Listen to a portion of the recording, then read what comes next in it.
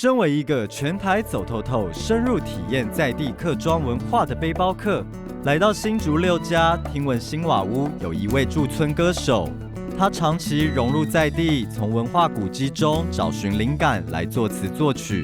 究竟新瓦屋有什么特别之处，让他这么着迷？我这就来问问他。其实这里是林家祠堂，就是拜阿公婆那最早的时候他们就地取材嘛，有溪里面的那个奶砖布，就是那种夯土，就是泥巴做的那个砖墙，泥砖。有，我有看到。对，奶砖布。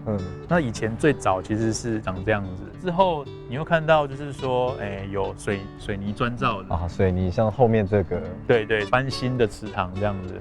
最后你就会看到这周遭就是慢慢的盖起一栋一栋的高楼大厦。有，我有看到前面这个高楼大厦。所以你会看到，其实新瓦屋横跨200年。阿仓大哥说，他非常喜爱新瓦屋的一砖一瓦，但是我也很好奇，这里为什么没有跟着都市发展而盖起大楼？这边其实旁边都是高楼大厦了，为什么还是会保留这块土地，是保留原来的风貌？当初高铁开发的时候，新瓦屋其实要整个就是挖掉，变成像一般的公园，就是老房子都不留。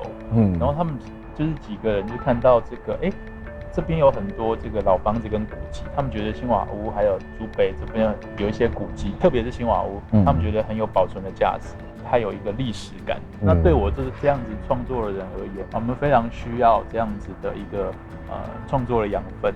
阿昌哥说，新瓦屋是个全台唯一，也是第一个在都市计划中被保存的客家文化保留区，给他好的创作环境。接着，我就要跟着阿昌哥一起唱他的创作歌曲。天公啊，天公啊，落水哦，落水哦，阿妹哦，阿妹哦，台灯草木，台灯草木，来到行水边，来到行水边，行水呀，行水呀，情又情，情又情，那踩在水中，踩在水中，秋来，秋来，秋去，秋去，有没有很简单？哇，对啊。阿昌哥教我唱改编过的客家歌谣，很轻易就能朗朗上口。透过歌唱，我也深深地感受到文化的陶冶。